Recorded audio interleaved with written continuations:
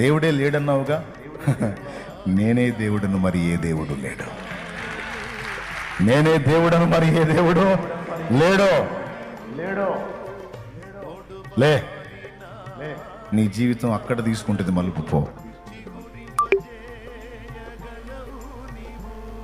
కూర్చున్నాను. ఇది పక్కా మనకి వ్యతిరేకమైన వ్యవహారం కదా. ఇదేంది, నాకు ఎట్లొచ్చింది?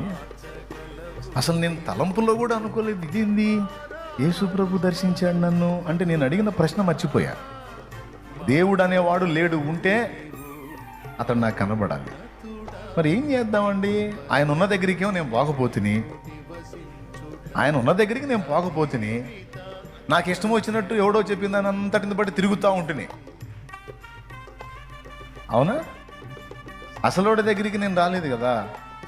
ఇక్కడ సమస్య ఏంటంటే, రే నేను లేకపోవటం కాదు, నేను ఉన్న దగ్గరికి నువ్వు రాలా.